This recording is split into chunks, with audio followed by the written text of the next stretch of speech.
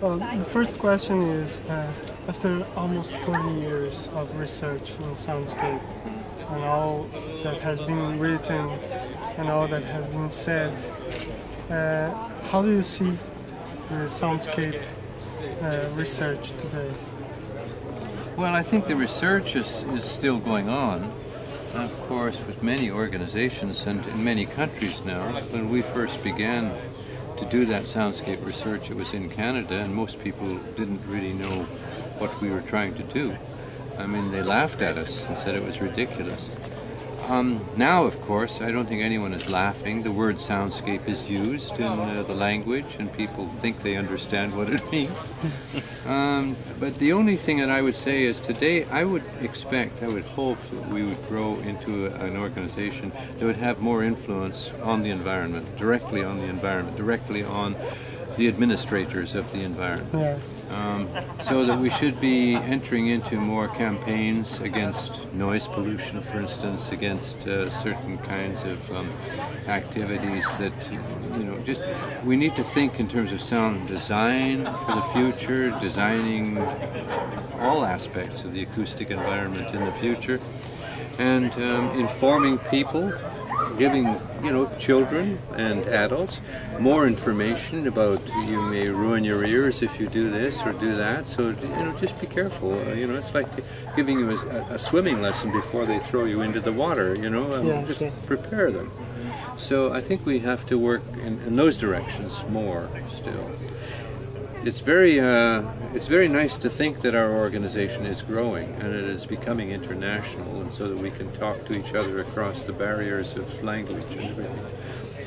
But I hope that we can do more in terms of working together as a team, for instance, to improve noise in the city or something like that, and take many different cities and try to see what effect we can have. Well, you almost has responded my second question, which was what you wanted to see happen in the future in soundscape. So in a way you have responded to that, but if you want to expand more into the artistic side and the artistic view of it. Well, soundscape does have an artistic quality to it, because I guess when the first people that were using it, starting with myself, I think, they were artists.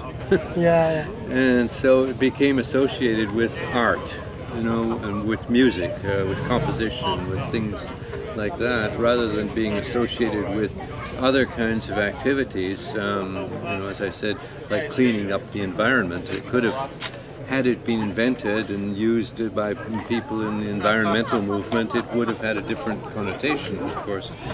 And so I think now we just need to continue to expand the meaning of that word, that it is a word that is as open as landscape is, And landscape just doesn't,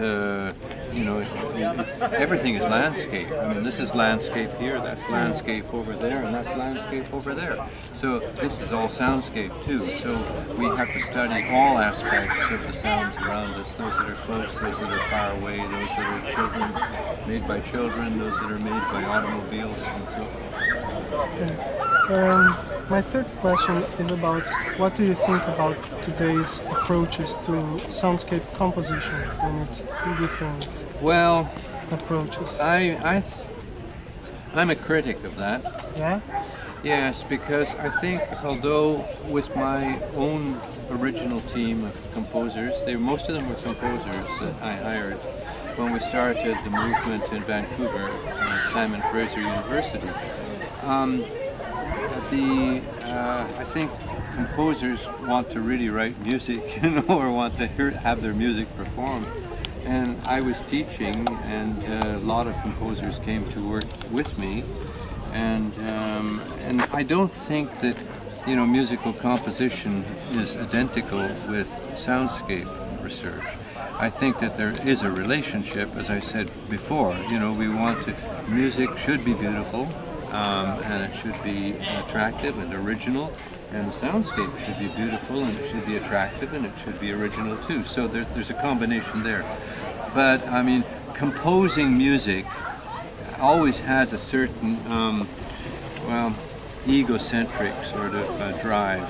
You know, I say that because I'm a composer too, but I do keep my compositions separate from the work that I do in the acoustic environment. And I think that most composers should do that. Okay. Yes. And so, in light of this, what you said, what do you think your practice as a composer has evolved from when you started to now? What do you think you as a composer that's a good question, because you know, I started, as I said, at Simon Fraser University in an electronic music studio. I built this studio. We got a large sum of money, I don't know, $100,000 or something, and that was wonderful, and I built this wonderful studio, you know. But the problem with having an electronic music studio with today's technology and the money that's available is you'll have the first class studio for maybe 2 months. And then everybody wants to go to Princeton, and then everybody wants to come here, and then everybody wants to go there. So, you know, it's a bit dangerous to think that you can have an electronic music studio that is going to be permanent. It isn't permanent. You know, the things that we did in 1960, 1970, 1980, you would laugh at today. Yeah. So I think that's the problem.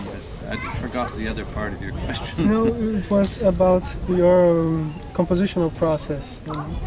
How do you... How it's changed. Well, it changed, I think, a lot when I left the university and left the music program, and I went to live on a farm in Canada, about 200, 300 miles north of Toronto. And that changed my whole life, because I wasn't in a big music department. I didn't have an orchestra at my disposal. I didn't have students. I didn't have anything.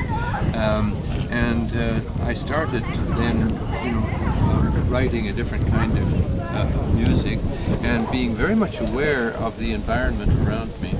And so that many pieces began to be performed outdoors, not in a concert hall. I didn't have a concert hall. So we would try, put the trumpet player over there, let's try the trombone here, let's experiment with this sound, you know, the sounds, and maybe the sounds of nature are going to also be present in the piece. And so I think that's what the effect definitely was on my work. So that now, and I might talk a little bit about it tomorrow if you remind me, there are some works that are performed completely outside, in fields and around lakes, on the lake, and so forth. So you have things that are in instruments and singers that are in the distance. Singers may be singing a kilometer away. Other things may be on the water, moving from one place to another through. So you have a totally different kind of music.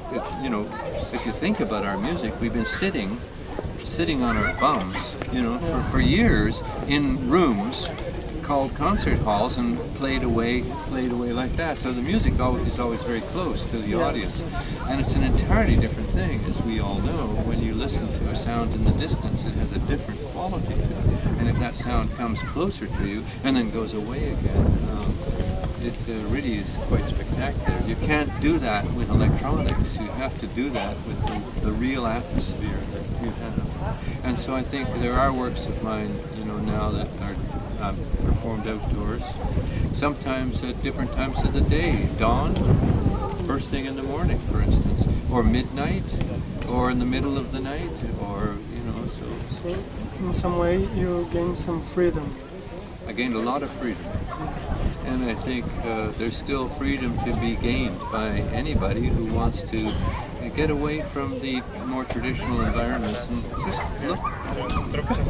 look at what you got out there. I mean, you could do a beautiful piece on the water here. Yes, for sure, for sure. So next time I come back, maybe you perform it for me. Yeah, perhaps.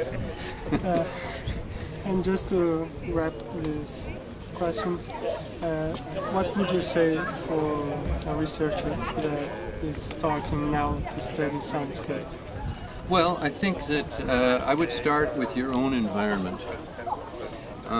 You can read books about soundscape, you know, what's happening in other parts of the world and so forth. But I think is a good idea to start with your own environment. What are the sound? Decide what are you going to study. I mean, study the whole city, it's a bit too much, perhaps. But maybe just one part of the city, or maybe a smaller village, or maybe something, and then just try to study that in every way. The changes, circadian changes through the day and through the night. What sounds change and so forth. What are people's reactions to sounds? When do they want sounds? When do they not want sounds? And then you can expand it. One of the things that we did, I think it's a quite well-known research we did, was 6 village soundscapes. I don't know whether you know that, Doc. Yeah. The six villages in 6 different countries in Europe. And we went and we stayed there, we lived there, and we got to know the people, and we recorded things, and we interviewed people, but comparing those sounds, if you compare a village in Finland with a village in the Mediterranean, it's very, very different in sound. So I think those kinds of researches are very useful too. It shows us that every culture has its own quality, and it has its own problems. Okay, thank you. Thank you.